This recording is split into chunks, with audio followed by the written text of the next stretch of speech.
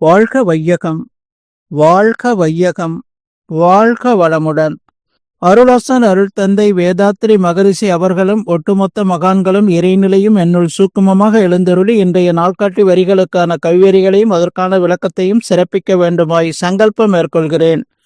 அனைவரையும் பணிவோடு முதற்கண் வணங்கி ஆரம்பிக்கலாம் என்றிருக்கிறேன். அனைவருக்கும் இனிய காலை வணக்கம். வாழ்க வளமுடன். சாமிஜியினுடைய இன்றைய நாள்காட்டி வரிகள்: சொர்க்கம் சுவரகம், பரமாக விரிந்து நிறைமனதுடன் வாழும் பேரின்ப நிலை, உயிரே நான் என்ற சிறப்பு நிலை என்று சாமிஜி நமக்கு இந்த நாள்காட்டி வரிகள் கொடுத்திருக்காங்க. இதற்கான கவிதை வரிகள்: அறிவதனை கருவினிலை இணைத்துதவும் மாற்ற ஐம்புலன்கள் அமைதி பெறும் அருகுணமும் சீராம். அறிவதுதன் விழிப்பு நிலை பெறலாத தெரிவில் ஐந்து பெறும் பழிச்செயல்கள் விளையபடி ஏது.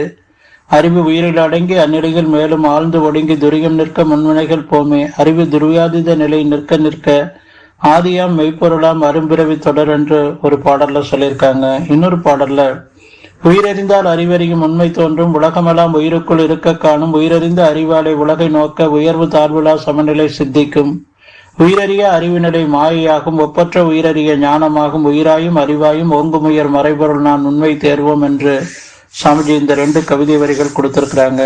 நாம் நம்முடைய சக்திய, உடல் சக்திய மூலாதாரத்திலே வைத்துக்கொண்டு ஞான கர்ம இந்திரியங்களை, ஞான இந்திரியங்களான தோல், நாக்கு, மூக்கு, கண்ணு, காது, கர்ம இந்திரியங்களான கை, கால், மலதுவாரம், பிறப்பிறப்பு, வாய் என்ற 10 இந்திரியங்கள் வழியாக நாம் நம்முடைய எண்ணம், சொல், செயலை செய்து கொண்டே வாழும்போது அது உணர்ச்சி நிலையில பெரும்பகுதி நம்முடைய பதிவின் அடிப்படையில சென்று நமக்கு பிறருக்கு துன்பத்தை விளைவித்துக் கொண்டே இருக்கும். புதிய பதிவுகளை நாம சேர்த்து கொண்டே இருப்போம். வினை பயன் ஒரு தேகம் கண்டிருக்கிறோம்.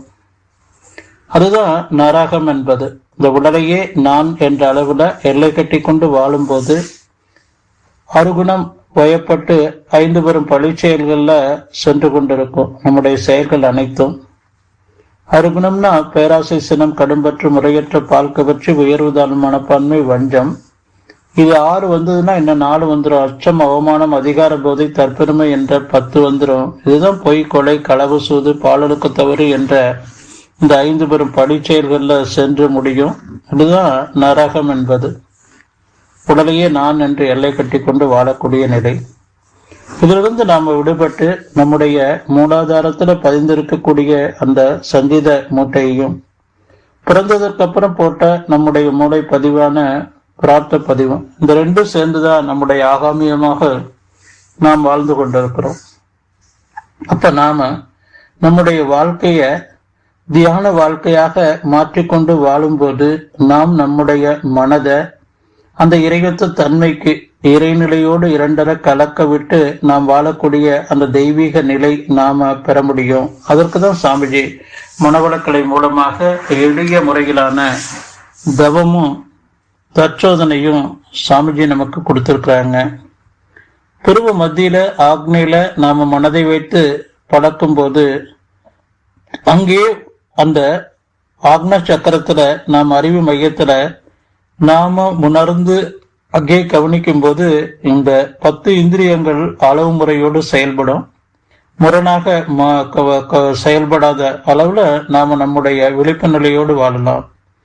அதிலிருந்து உயர்ந்து துரியம் சென்று துரியத்துல நாம நல்ல ஆழ்ந்து தவம் இயற்றி அந்த சஞ்சித பிரார்த்த பதிவுகளை எல்லாம் நாம நீக்கிக்கொண்டே நாம எண்ணம், சொல், செயலை பயன்படுத்தும் போது நாம அந்த இறையற்ற தன்மைக்கு மாறிக்கொண்டே நாம் வாழக்கூடிய அந்த தெய்வீக நிலை கிடைக்கும்.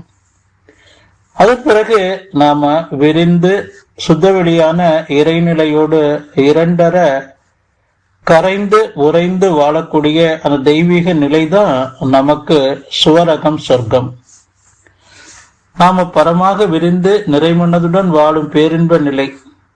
அந்த பேரின்ப நிலையில நாம ஒவ்வொரு மைக்ரோ செகண்டும் வாழ்ந்து கொண்டிருக்கும் போது இந்த உடல் அளவுல இந்த புவி வாழ்க்கையில பற்று என்பது நமக்கு ஒரே 1% மட்டும்தான் இருக்கும். 99% அந்த இறைநிலையோடு இரண்டரை கலந்து நின்று வாழக்கூடிய அந்த தெய்வீக நிலை நமக்கு கிடைக்கும். அப்படி நாம இறைநிலை இணைப்போடு மௌன நிலையில தற்சோதனையோடு விழிப்பு நிலையோடு வாழும்போது இறையத்த தன்மையான அன்பும் கருணையும் நமக்குள்ள அந்த தெய்வீக தன்மை நாம உணர்ந்து வாழக்கூடிய அந்த தெய்வீக நிலை நமக்கு கிடைக்கும்.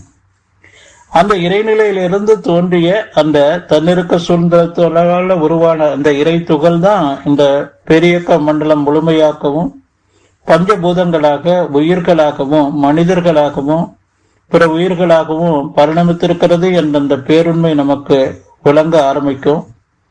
நாம் ஒவ்வொரு தனி மனிதரும் மனிதநேயத்தோடும் ஆன்மநேயத்தோடும் உயிருணர்வு பெற்று வாழக்கூடிய அந்த தெய்வீக நிலை நமக்கு கிடைக்கும் என்று சொல்லி நன்றியோடு நிறைவு செய்து கொள்கிற இன்றைய சிந்தனையை வாழ்க வளமுடன், வாழ்க வளமுடன், வாழ்க வளமுடன்.